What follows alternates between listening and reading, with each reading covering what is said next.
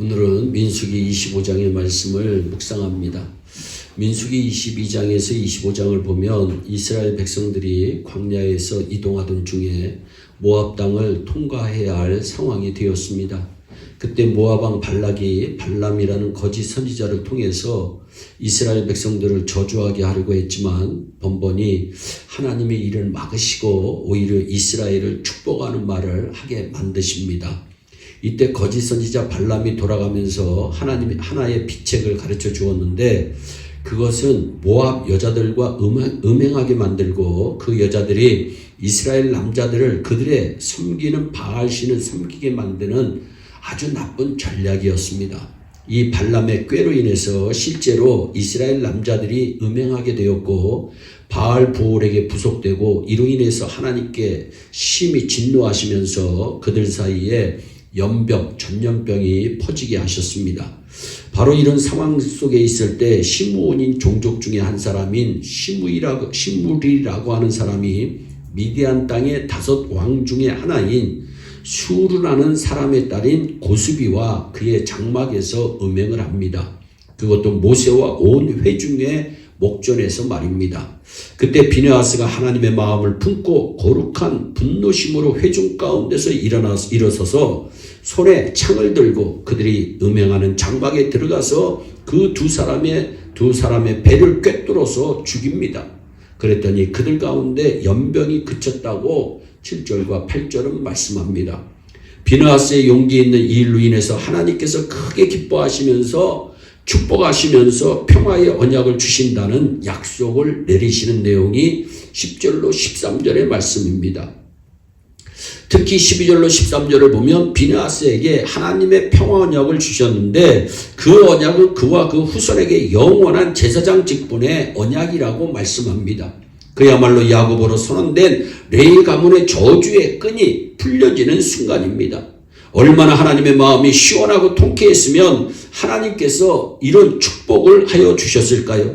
비느하스는 하나님의 마음을 품고 하나님의 마음을 시원케 해드렸던 사람입니다. 이로 인해서 그 자신뿐 아니라 그 가문이 복을 받습니다. 그러면 어떻게 이 시대의 비느하스가 우리 또한 될 수 있을까요? 그 비결은 철저하게 성령에 사로잡힌 사람이 되는 것입니다. 비느하스는 손에 창을 잡고 시므리와 고수비의 배를 꿰뚫었습니다. 오늘 우리들이 손에 잡을 병기는 무엇입니까? 에베소 6장의 말씀을 보면 성령의 점신갑주를 말하면서 성령의 검 곧 하나님의 말씀을 가지라고 말씀합니다. 오늘 우리들에게 있어서 비느하스의 창은 다른 것이 아니라 성령의 검 곧 하나님의 말씀입니다. 바로 성령의 검인 말씀으로 누구를 공격하고 꿰뚫어야 하는가? 친척이나 아는 사람들 중에 지독히도 보기 싫은 사람을 하는 것입니까? 아닙니다. 눈에 보이는 사람은 우리가 배워야 할 대상이 아닙니다. 사랑할 대상이요 전도의 대상일 뿐입니다.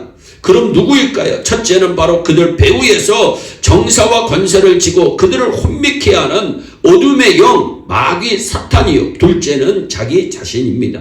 하나님을 거역하는 나 자신의 옛 성품과 욕심들을 찔러서 박살을 내야 합니다. 내가 말씀으로 변할 때 남도 변합니다. 말씀의 적용은 남이 아니라 자기 자신에게 먼저 하는 것입니다. 그러므로 지금 우리들이 다시금 성령의 전신갑주로 옷을 입어야 합니다. 결심만 가지고는 안 됩니다. 믿음으로 결심한 바를 실행해야 하는 것입니다. 아마 많은 사람들이 고수비와 시므리의 모습을 보면서 저 천하에 쳐 죽일 놈들이라고 하면서 분개했을 것입니다.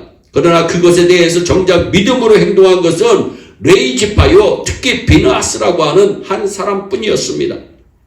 비느하스는 마음에 의분을 품는 것으로 끝나지 않았습니다. 그는 그야말로 행동하는 믿음이었습니다. 이것이 하나님의 마음을 시원하게 만듭니다. 지금부터야 100년 전에 미국의 조나단 에드워드라고 하는 사람이 있었어요. 그는 젊은 시절 많은 유혹들이 있었지만 그럼에도 불구하고 그는 하나님 앞에서 신앙적인 결심을 하였고 그 결심대로 실행합니다. 또 하나님을 지극히 사랑하는 신앙적인 여인과 결혼해서 신혼 초기부터 철저하게 기독교적 원리에 입각해서 그리스도인의 가정을 형성해 갑니다. 그런데 그와 동시대 같은 동네 친구였던 맥스 주크라고 하는 사람이 있었습니다. 이 사람은 조나단 에드워드와는 달리 자신도 신앙생활을 열심히 하지 않았을 뿐만 아니라 방탕한 삶을 살았던 여인과 결혼을 합니다. 그래서 결국 나중에 자신도 신앙을 저버리게 되고 그의 삶이 점차 잘못되기 시작합니다. 그런데 어떤 사람이 이 두 사람의 가계를 추적하면서 흥미로운 연구를 합니다. 과연 이 두 사람, 이들의 후손은 어떻게 되었을까요? 미국 뉴욕주의 조사 결과에 의하면 신앙의 가정을 이루었던 조나단 에드워드는 오늘날까지 617명의 후손을 두었는데 그 중에 대학의 총장을 지냈던 사람이 12명, 교수가 75명, 의사가 60명, 성직자가 100명, 군대 장교가 75명, 저술가가 80명, 변호사가 100명, 판사가 30명, 공무원이 80명, 하원의원이 3명, 상원의원이 1명, 미국의 부통령 1명을 배출합니다. 그러나 불행하게도 불신앙의 가정을 이루었던 맥스 축구는 에드워드 가계보다 2배나 더 많은 1292명의 후손을 두었는데 유아로 사망한 사람이 309명, 직업적인 거지가 310명, 불구자가 440명, 매춘부가 50명, 도둑이 60명, 살인자가 70명, 그저 그렇고 그런 사람이 53명이었다는 연구 결과 보고가 나왔습니다.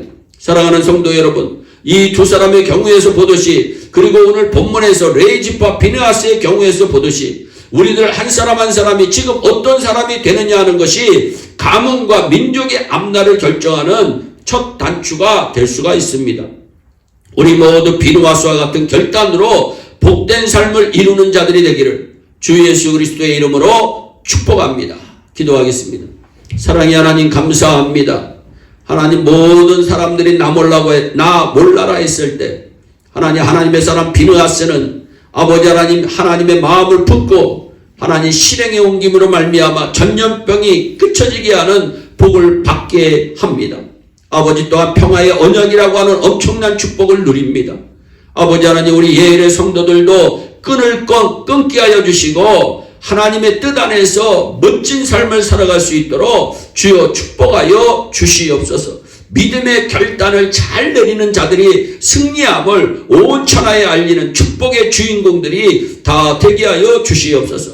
감사하고 예수님의 이름으로 기도하옵나이다. 아멘.